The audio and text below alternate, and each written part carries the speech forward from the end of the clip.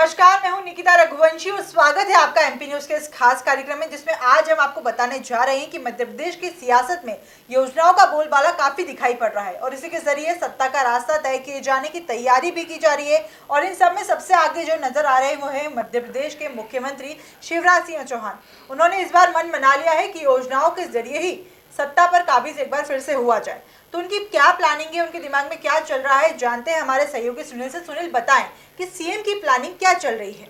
जी निकिता, बिल्कुल मध्य प्रदेश की राजनीति बात करें तो मध्य प्रदेश की राजनीति में योजनाओं का बोलबाला बिल्कुल दिखाई दे रहा है। वर्तमान परिस्थितियों हम जिस तरह देखें कि मुख्यमंत्री शिवराज सिंह चौहान है अपनी योजनाओं के जरिए जनता के बीच जा रहे हैं और आगामी विधानसभा चुनाव की जो बेहतरनी है उसको पार करने की कोशिश में लगे।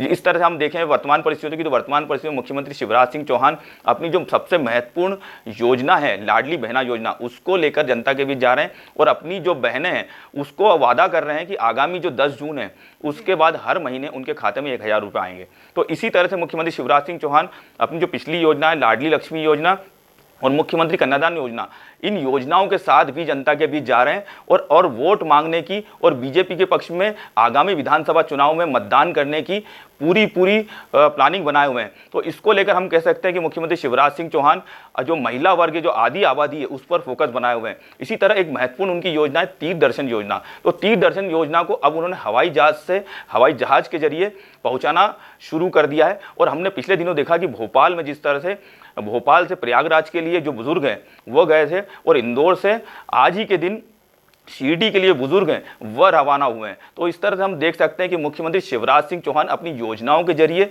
जनता के बीच जा रहे हैं और आगामी जो चुनाव है उसकी तैयारियों में जुटे हैं। तो बुजुर्ग वर्ग भी उनके लिए महत्वपूर्ण है और जिस तरह से वह हवाई जहाज के जरिए उनको पहुंचा रहे हैं, तो एक उनकी श्रवण कुमार की छवि जो चमकाना चाहते हैं, जिस तरह उन्हें मामा भी कहते हैं, और अब की बार वह श्रवण कुमार की छवि को भी चमकाकर जो चुनाव है उसमें जाना चाहते हैं। तो इस तरह जो केंद्र की योजना है, आयुष्मान भारत योजना है, उज्ज्वला योजना है, इनका भी काफी महत्वपूर्ण स्थान होगा। और जिस तरह किसानों के लिए किसान सम्मान निधि योजना है तो यह भी काफी कुछ महत्वपूर्ण होगी।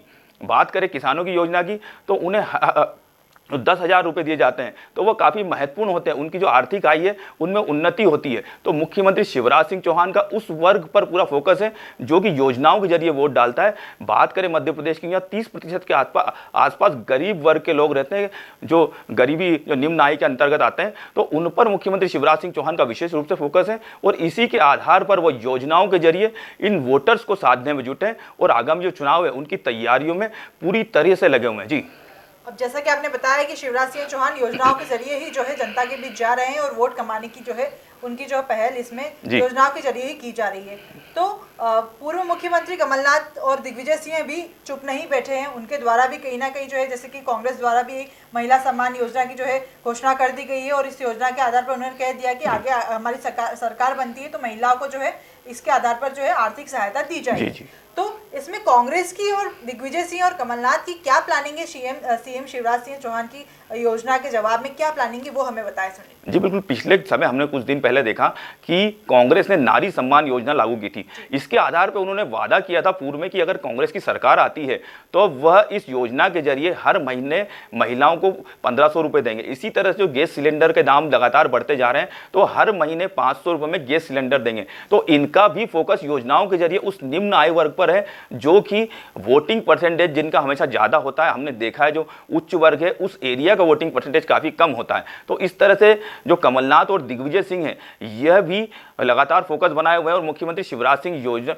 चौहान की जो योजना है उन पर पूरी तरह से तैयारी करने में जुटे हुए हैं। बात करें संगठनात्मक स्तर की कांग्रेस के, तो संगठन स्तर पर भी कांग्रेस पूरी तैयारियों में जुटी है और अलग अलग सम्मेलन कमलनाथ कर रहे हैं। इस तरह दिग्विजय सिंह अलग अलग जिलों के दौरे पर हैं क्योंकि पिछली बार की तरह समन्वय का काम कर रहे हैं। तो हम देख रहे हैं योजनाओं के जरिए कांग्रेस की भी एक स्पेशल तैयारी है, लेकिन यह आगामी वक्त ही बताएगा कि उनको कितना इस योजना का फायदा मिल सकता है। जी बिल्कुल, ये तो आने वाला समय ही बता सकता है कि किसकी योजनाएं जो है वो सफल रहेगी और किनको ज्यादा वोट मिलेंगे।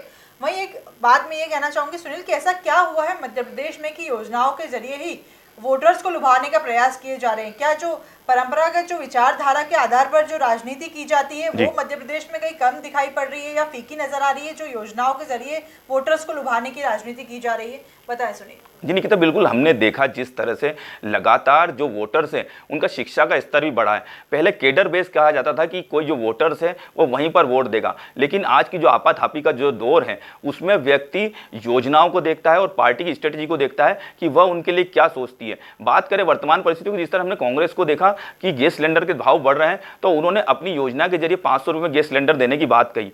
इसी तरह से जिस तरह मुख्यमंत्री शिवराज सिंह चौहान ने कहा कि महिला वर्ग जो है उनकी आर्थिक स्थिति थोड़ी कमजोर है तो उन्होंने 1000 रुपये महीना देने की बात करी। तो इस तरह से हम देख सकते हैं जो एक वर्ग है उसको साधने के हिसाब से ये जो राजनीति है वो आगे बढ़ती हुई दिखाई दे रही है। और जो कहा जाता था कि परंपरागत हमारे वोटर्स हैं वह भी आज की तारीख में शिक्षा के स्तर को काफ़ी ऊंचा पा चुके हैं, तो उसी के आधार पर वो वोट करने को तैयार हैं। बस यही नतीजा है कि जो सियासी दल है उनको भी अपनी जो रणनीति है उसको एक नई तरफ मोड़ना पड़ रहा है। जी, तो देखा आपने कि किस तरीके से शिवराज सिंह चौहान जो है सबसे आगे निकल गए हैं योजनाओं के जरिए, जो है सत्ता की तैयारी करने में आने वाले चुनाव के जरिए। लाडली बहना योजना हो या मुख्यमंत्री कन्यादान योजना हो, इसके जरिए जो है वो वोटर्स को और महिला वर्ग को और गरीब वर्ग को लुभाने के प्रयास में लगे हुए हैं।